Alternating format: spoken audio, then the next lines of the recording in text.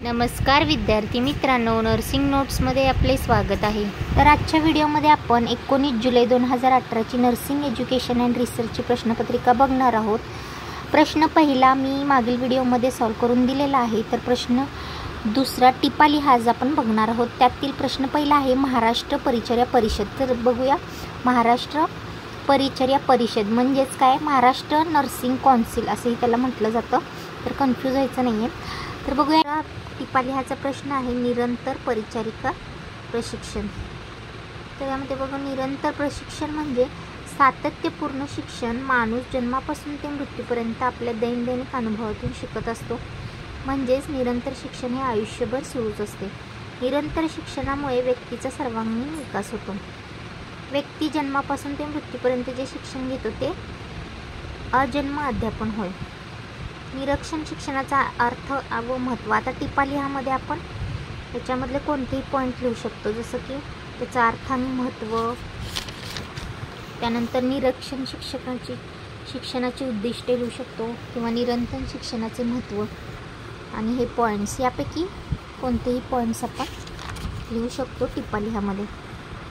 तर बघूया, चला। निरंतर शिक्षणाचा अर्थ आणि महत्त्व। माणूस जन्माला आल्यापासून औपचारिक व अनौपचारिक पद्धतीने शिकत असतो। अन्न, वस्त्र, निवारा या मूलभूत गरजांच्या पूर्ततेसाठी मानव आयुष्यभर प्रयत्न करतो। या दैनंदिन प्रयत्नातून व अनुभवातून तो शिकत असतो। या शिक्षणाची कोणतीही सीमारेषा नसते। याकरता व्यक्तीला शाळेतच शिकावे लागते असे नाही। शिक्षणाच्या सर्व स्तराव्यतिरिक्त जे शिक्षण मिळते त्याचा यात समावेश होतो। निरंतर शिक्षणामुळे व्यक्तीचा सर्वांगीण विकास होतो। निरंतर शिक्षण हे आयुष्यभर चालते। निरंतर शिक्षणास कोणतेही स्तर नसतात, ते केव्हाही घेता येते। गरजेनुसार बदल होतो। निरंतर शिक्षणात व्यक्तिभेद राहतो। निरंतर शिक्षण हे व्यक्ती व समुदाय म्हणजेच वर्गाचे विशिष्ट गरजांवर आधारित असते। निरंतर शिक्षण योजनेखाली कोणत्याही वयात शिक्षण घेता येते। अभ्यासक्रम, माध्यमे याची विविधता असते। कोणतेही विषय कार्यक्रमात समाविष्ट होऊ शकतो। शिक्षणाचा अभ्यासक्रम तयार करण्याचे पूर्ण स्वातंत्र्य असावे आणि अभ्यासक्रमाची व्याप्ती व मर्यादा काही तासापूर्वी किंवा वर्षभरसुद्धा चालू शकणारी असते। तर निरीक्षण शिक्षणाचे उद्दिष्ट काय आहेत? व्यक्तीचे, कर्मचाऱ्याचे जीवनमान उंचावणे, विकास योजनेबाबत माहिती देणे, साक्षरता कौशल्य टिकवणे, परिचारिकेची आर्थिक स्थिती व कौशल्य सुधारण्यास मदत करणे, सांस्कृतिक व मनोरंजक उपक्रम राबवणे, सार्वजनिक विकास साधण्यास मदत करणे, व्यक्तीच्या आणि सामुदायिक शिक्षण गरजा ओळखून कार्यक्रमाचे नियोजन करणे। तर निरीक्षण शिक्षणाचे महत्त्व बघूया। परिचारिका शिक्षण तसेच शिक्षणशास्त्रातील एक आधुनिक संकल्पना असून औपचारिक शिक्षण व्यवसायाच्या प्रचलित स्वरूपात विशिष्ट वयोगटासाठी ठराविक ठिकाणी, ठराविक वेळी, ठराविक अभ्यासक्रम शिकवण्याची यामध्ये सोय असते। आधुनिक काळात तांत्रिक प्रगतीमुळे, वैज्ञानिक व परिचारिका शास्त्राच्या विकासामुळे नव्या अपेक्षांना आणि अडचणींना तोंड देण्यासाठी निरंतर शिक्षण महत्त्वाचे ठरले आहे। गतिमान सामाजिक परिसर वातावरणाशी व्यक्तीला जे समायोजन साधावे लागते त्यासाठी अशा शिक्षणाची गरज आहे। अनेक परिचारिकांना गरीब परिस्थितीमुळे किंवा घरगुती अडचणीमुळे उच्च शिक्षण घेता येत नाही। आधुनिक व्यावसायिक दर्जाचे शिक्षण मिळवता येत नाही, त्यांना निरंतर शिक्षण ही संजीवनी ठरले आहे।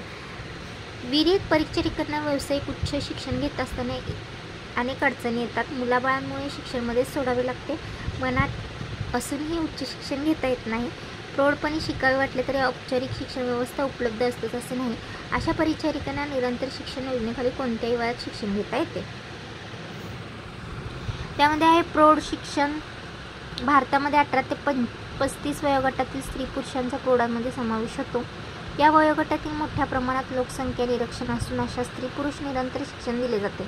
या कार्यक्रमात शासन, विद्यापीठ, शाळा तसेच सेवाभावी संघटना कार्यरत असून केंद्रीय पातळीवर प्रौढ शिक्षण अभियान हा स्वतंत्र शैक्षणिक विभाग तयार केला आहे।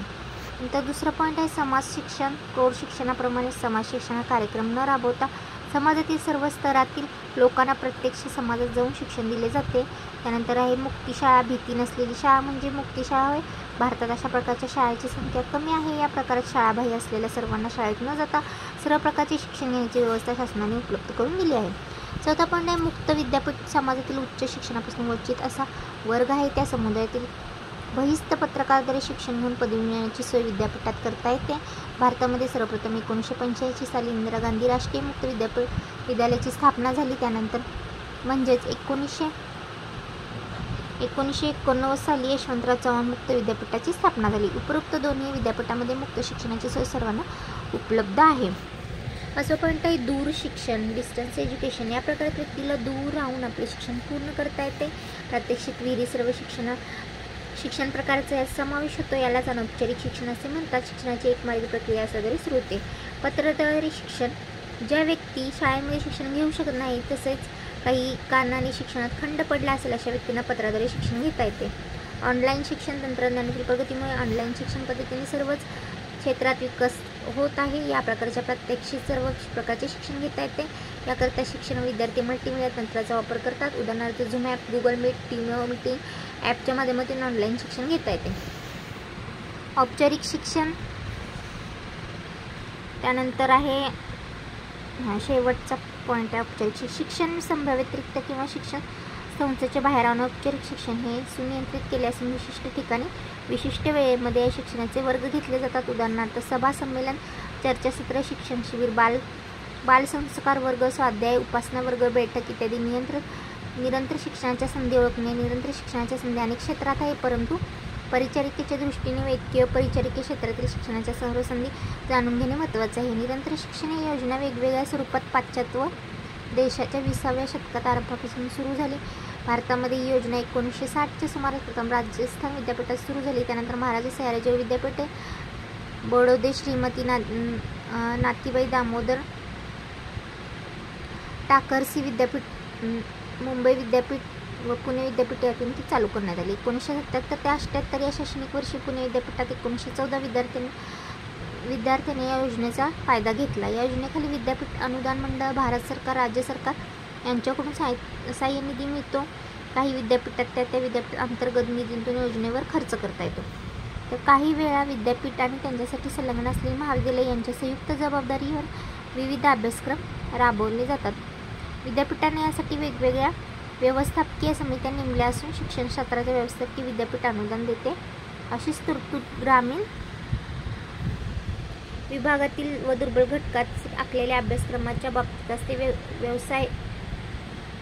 व्यवस्थापकीय समिती व महाविद्यालय प्राध्यापकाच्या नेमणूक करतात व योजनेचे काम करणाऱ्या प्राध्यापकांना मानधन दिले जाते. परिचारिका क्षेत्रात अथवा व्यवसाय निरंतर शिक्षणाच्या अनेक संधी उपलब्ध असून निरंतर प्रशिक्षणामध्ये सुपर स्पेशालिस्ट कोर्सेस उपलब्ध आहेत. उदाहरणार्थ पोस्ट बेसिक BSc नर्सिंग 2 वर्ष, कार्डिओ थेरॅसिक नर्सिंग 1 वर्ष, critical care nursing, emergency disaster management, oncology nursing, neurological nursing, PHN इत्यादी 1 वर्षाचे पदविका शिक्षण यामध्ये समावेश होतो. निरंतर शिक्षणामध्ये संधी ओळखून परिचारिकेने शिक्षण घेऊन वैयक्तिक व पर्यायाने सामाजिक विकास करावा. निरंतर शिक्षण हा प्रत्येकाने अजन्म विद्यार्थी म्हणून राहण्याचा प्रयोग आहे. यात शिक्षण संस्था व शिकवणे या गोष्टीऐवजी शिक्षणार्थी आणि तीच स्वतःचे प्रयत्न यांना अधिक महत्त्व आहे. तर ह्यामध्ये कुठलेही पॉईंट तुम्ही टिपालिहामध्ये लिहू शकता. टिपालिहाचा प्रश्न किती मार्काचा आहे तो बघून त्यामधले पॉईंट तुम्ही टाकू शकता. असं नाही की सगळंच लिहावं, जे तुम्हाला सोपं वाटेल ते पॉईंट उचलून तुम्ही या निरंतर प्रश्नमध्ये तुम्ही टिपालिहामध्ये लिहू शकता. तर या पुढील व्हिडिओ मी लवकरात लवकर तुमच्यासाठी घेऊन येणार. तोपर्यंत माझ्या चॅनलला लाईक, शेअर, सबस्क्राईब, कमेंट करायला विसरू नका. थँक्यू.